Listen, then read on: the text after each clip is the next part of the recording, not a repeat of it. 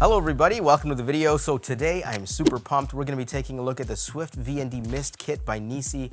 And what has me super excited about this kit is not only is it going to save me a ton of money, but they have the true color technology in these filters, which means that when you use these filters on the front of your camera, there is no color shift. And I know sometimes when I use cheapy third-party VNDs, NDs, polarizers, that kind of stuff, the image might shift to green or red or orange, and it just throws your whole process off, and you have to calibrate everything and color grade things, and it's just such a pain. So I'm really looking forward to testing these NiSi filters, and if they work as advertised, I'm gonna be super happy. All right, so the star of the show here is the variable ND filter, or VND as I'm gonna call it through the rest of this video. You get a 1 to 5 stop VND, and what that is it's a filter that has it's like a polarizer. You can twist the front of it, and as you twist it, it becomes more opaque and less opaque, cutting the amount of light that comes into the lens. So if you're shooting in super bright conditions and you want to maintain, let's say, an f2 aperture, or if you're shooting video and you want to maintain a shutter speed of 50, you can just make this filter darker, cuts the amount of light that comes into the lens, and you can actually expose your image using the VND. So that's pretty cool. The next thing you get is just a traditional 4-stop ND filter. Now, the interesting thing here with NiSi is, if you understand like the Polar Pro, the Peter McKinnon Polar Pro, you get a 1 to 5 stop and a 5 to 9 stop VND from what I remember. But NiSi's decided to do it differently. It gives you just a VND and an ND, and you can stack them. So if you just want 1 to 5 stops, you put the VND on there. If you want to go to 6, 7, 8, 9 stops, you put the ND on top of the VND and you stack it. So that's kind of an interesting approach, something a little different. We'll have to test it out. And this kit also comes with a 1/4 strength black mist filter, which is awesome. It's like an essential piece of kit for anybody who's into videography. It creates halation around lights, it smooths out skin tones, it's pretty awesome. But I didn't review this filter in this video. I made a separate video about it. You can watch it after you watch this video. And next up, we have an adapter ring, and what you do with this adapter ring is you screw it onto the black mist filter, or you can screw it onto the ND filter, and what it allows you to do is just sort of press on this filter onto the VND. So the VND becomes the base, and then with this adapter, you can attach other filters without having to screw it on. You just sort of press it in, and it holds in place. So that's kind of cool. It's like a quick attach, detach kind of thing, which, I mean, I don't mind screwing in filters because when I know it's screwed in, I know it's not gonna fall off. But now there's magnetic filters and adapted filters like this. So there's all sorts of new things on the market, which is cool. I like to see that. You also get a lens cap with this kit, and you get a case. And the case is fun. I like the case. It's great to have a little case to hold all your filters and keep them safe. But there are some issues with the case, and I will talk about that at the end of the video. All right, and this is pretty interesting. You get a little thumb screw pin thingy. I'm not sure what to call it. Just call it a pin. And you can screw this into the VND filter, and that allows you to adjust the strength of the VND without having to put your fingers over the filter or around the filter. And I assume that by using this, you would minimize camera shake. So if you're shooting video and you want to adjust the strength of the VND, you can just turn this nice and easily without having to touch the lens and shaking everything. So that's pretty cool. And of course, it screws in, so you can take it off if you don't want to use it, and you can leave it on there if you want to use it, and you can store it in the case that comes with the filter. So that's pretty awesome. Okay, now that we know what's in the box, let's test it out and see how it looks. Okay, so let's test out this ND and VND filters here. I'm standing in direct sunlight here, as you can tell. And we are currently at ISO 200 f4 1/50th of a second. So let me set up this camera right now to get the correct exposure for this situation. All right, so here we go. We're exposing for the face, the skin on the face, and we are at ISO 200 f14, still 50th of a second, shooting in 24 frames a second, IPB on the EOS R5. So now let's try and get the same exposure using the filters. And we're gonna start off with just the ND filter. Okay, so now we have the NiSi ND filter. This is a 4-stop. This is not the VND. This is just the straight up ND 4-stop. And this is what it looks like on the camera. We're shooting at f4, ISO 250th of a second. Nothing has changed. The sun is still over there. And how does it look? Now, the interesting thing with NiSi, and the thing that got me excited about the brand, is that they have true color technology. So there shouldn't be a color shift with their ND filter. So we're gonna test that right now. We're gonna see this footage here and the previous footage with no filter right beside me, and you can take a look. There's no color grading or anything happening here. This is right out of camera. How does it look? Is it similar? Are the colors the same? Is there a shift? Is there no shift? I'm curious to see on the computer.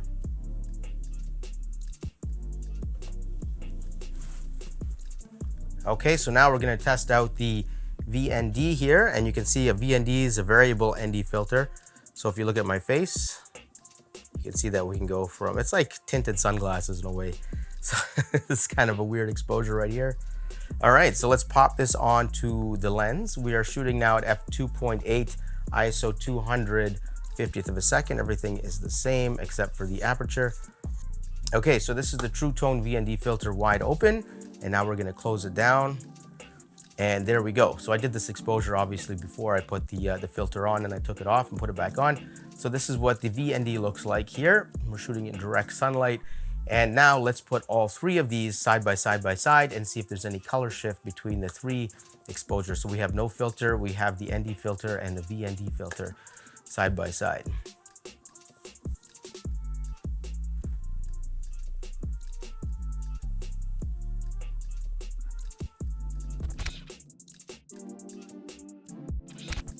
Now we're gonna try one more thing. Now you have companies like Polar Pro who have the McKinnon filters, and then you have, who's the other one with the red ring? I forget their names, but anyway, they have these filters. They have different VND filters. They have a VND filter 1 to 5 stop, and then a 5 to 9 stop or something like that.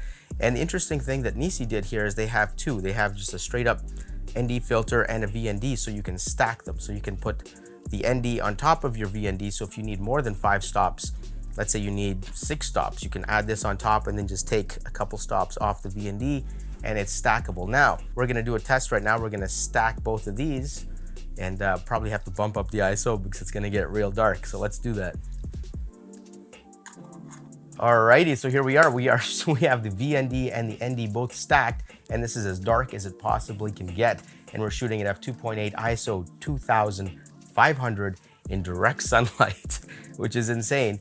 But yeah, the advantage to using NDs and VND filters shooting in direct sunlight is if you have a fast lens, let's say an f2 and f1.2, that kind of thing, and you want to shoot in direct sunlight and you want that shallow depth of field, you have to cut the amount of light coming into the lens rather than just taking your aperture up. Also, if you're shooting video with these things, you want to maintain a certain shutter speed so you don't get some weird jittery effects when you're filming video. So you want to be, if you're filming at, let's say 24 frames a second, you want to be at 50th of a second shutter speed, right? So you want your shutter speed to be double whatever your frame rate is. So obviously if you're shooting 120, 240, and so on and so forth. So that's the advantage to using these VNDs and ND filters. Is as a videographer, it allows you to maintain your shutter speed, and as a photographer, it allows you to get a nice soft blown out background in direct sunlight and at least have a little more control over the sun affecting your shot. All right, here we go, completely blown out, and this is not even, it's just gonna completely go to white now if we take this VND off. Yep, there we go. Okay, so now we're gonna test out the True Color technology again using some ND filters from different brands, and you can kind of see that they already have a different color cast to them. So we're gonna pop these on the camera and test them out. Let's pop on these filters. So this is a cheapie right here. This is a Citywide ND filter, and I believe that's plastic, but I like this filter because it has a blue cast. All right, so we're at f4, ISO 1250, again, window light, but I have a diffuser up, so it's nice soft lighting. And you can see that the colors on the Citywide filter are quite pleasing. It's a little different. The skin tones are kind of red. There seems to be a bluish tone to things. I don't know, it changes the colors, it shifts them a little bit. It kind of reminds me of the Fuji Classic Chrome. I wouldn't say it's exactly like that, but it kind of reminds me of that little weird color shift that film simulation has. And that's why I kept this plastic filter around, because I really like the colors it produces. But you can see obviously there's a color shift. So now let's try the Hoya ND8 filter. And you can see right away there's a green shift to everything. So now this is the Hoya ND8 filter, and yeah, everything shifted. I think here, this box here is supposed to be white, and this shelf is supposed to be white. Everything looks to me on the screen like it has a little bit of a green shift, you know, and obviously with these ND filters, the blacks are blacker, so everything gets a little darker. But yeah, there's the Hoya now. Let's try out the NiSi. All right, so now we're at ISO 2000 with this NiSi filter. Everything else is the same, f4, ISO 2000, 50th of a second. And let's load up all the samples here side by side so you can see. One is no filter and the other three are the three different ND filters. So how does the NiSi look compared to everything else? It has the true color technology. Is it really true color technology? Is it accurate? Is it looking good? Let's see. And I'll also note that I've had my camera in auto white balance for this entire test. I'm shooting with Canon, and Canon auto white balance is absolutely fantastic. So I trust it and I just leave it on auto white balance. And there we go. All right, so let's test out some VND filters. So here we have the NiSi. This is the 1 to 5 stop true color ND filter, and this is a budget filter from KNF Concept. This is KNF Concept NAND X 82mm variable ND 32.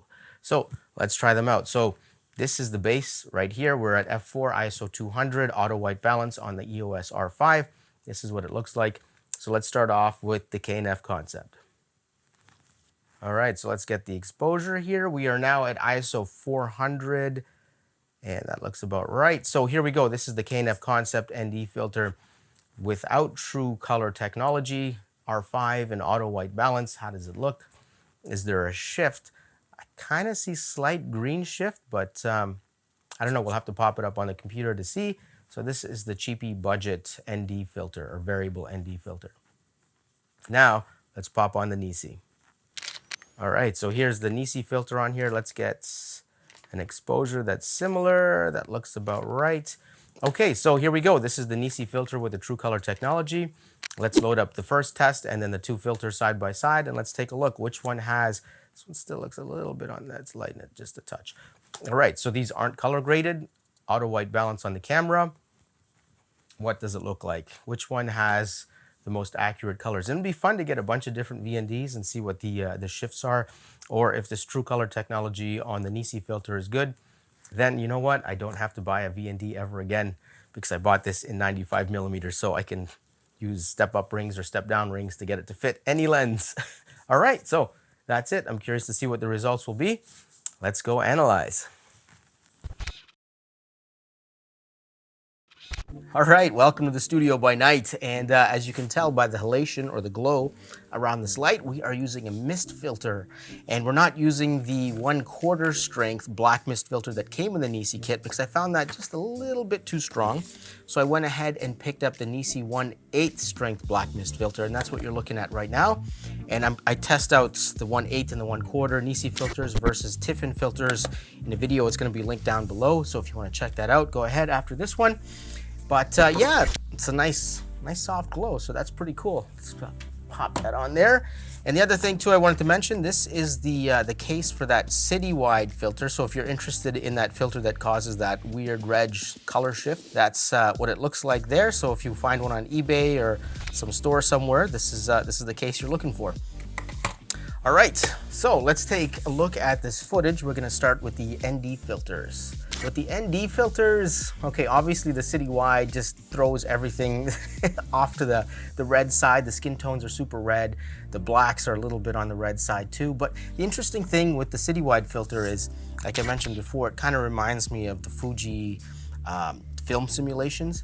And also, I mean, just thinking off the top of your head here, if you were to shoot somebody with the Citywide filter that makes skin tones red, and then in post, you desaturate the reds and then shift them more towards browns, make them a little darker, you can kind of maybe, I should experiment with this because I'm curious, because I'm thinking maybe you can create a fake tan on somebody, so you can make someone look more tanned and darker using that filter if you adjust the red tones in post. So I don't know, just a thought. Okay, so Citywide, obviously no true color technology there. So now it's between the NiSi and the Hoya, but I'll start with the Canon footage right out of camera. I'm surprised at how warm it looks. I wasn't expecting it to look so warm on the R5. Maybe the R5 has some algorithm. It recognizes that the sun is shining on my face and it wants to make it warmer. I'm not sure, but you can see the Hoya looks pretty good. The Hoya works pretty good, and I'm not seeing much difference between the Hoya and the NiSi, although I do see a slight green shift in the blacks on the Hoya. So definitely there seems to be some green shift happening there. And with the NiSi filter, surprisingly, it took the warmer footage out of the R5 and it brought it back to more of like a neutral daylight balanced. And that works. So, I mean, I'm happy there. If we're talking about true color technology, does the NiSi true color technology work? It appears to work. So that's pretty cool. So let's take a look at the VND filters here. You can see on the KNF concept filter, and this is like the cheaper, there's two types, I think there's two tiers of the KNF concept, and this is the cheaper of the VNDs. There's also a more expensive version. So this one here appears to be, like, the skin tones look okay to me, but they're a little warmer, and I'm not sure if it's just my imagination or not, but I'm maybe seeing a little bit of a green tint to it. It certainly isn't a lot. In fact, the footage right out of the Canon looks a little greener than either one of the NiSi filters or KNF concept. So that's interesting. And in terms of the NiSi filter, again, it looks like my skin tones look proper. They look neutral. They look like it's daylight balanced, which is really cool. So the daylight or the true color technology on the VND and the ND work. All right, and here we're looking at just the NiSi 4-stop ND filter and the VND filter. And it looks like the VND filter adds a little more red to my skin tone than the ND filter itself. And of course, the Canon footage right out of camera looks very green and yellow, which is very surprising again. I wasn't expecting that. So if you want to improve on Canon color science, use NiSi filters.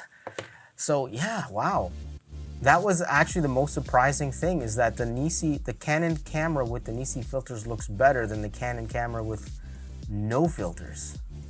That's so interesting. And I'm curious, maybe I can borrow a A7 III or A7 IV from a friend, because I'm curious, because Sony color science is weird because it shifts the skin tones towards an orange color. And I'm wondering if the NiSi filters will correct for that. Because I used to own a Sony A7 III and I sold it because the color science was just so weird to me and it just messed me up. But I'm wondering if I use NiSi filters on a Sony camera with a Sony lens, if the color science will be more neutral, which would be amazing. So yeah, just something to think about. So that's kind of cool. All right, so I mean, let me know in the comments below what you think of these results. Me personally, I'm kind of shocked. I wasn't expecting these results, because the footage from the Canon camera looks better with the NiSi filters than it does right at a camera with no filters, and I'm kind of surprised by that. I'm really surprised. The NiSi filters work really nicely. So let me know in the comments below, what do you think? Did you like the NiSi filter look? Did you like the Canon camera look? Did you like the Hoya? Or, let me know your thoughts. Also, because I need a bunch of filters for this massive lens right here, I went ahead and ordered the circular polarizer by NiSi because I was really happy with these filters. So this is the True Color Nano Pro CPL circular polarizer. And if you want to see me do a review on this, let me know in the comments below, and I'll go and review this, and we'll test it against some other polarizers. Okay, one more thing to cover before we leave, and this is the NiSi case. Now, it's a nice hard case. I mean, filters are going to be nice and protected in there. The only problem I have with this case, and let's see if I can get the camera to actually focus on it, is that you can't pull the filters out with your fingers, right? The only way you can get them out is you have to kind of pinch them here and then grab them here and pull them out. And that's so frustrating, because there's so many times I've went to grab the filters like this, and obviously you don't want to grab a filter like this, and I end up putting a fingerprint on it. So these, I guess this, whatever you would call this fencing, this gate with this material, it should be cut back maybe an inch or so you can actually reach in there and grab, because I can't grab these filters. I can't get my finger in there.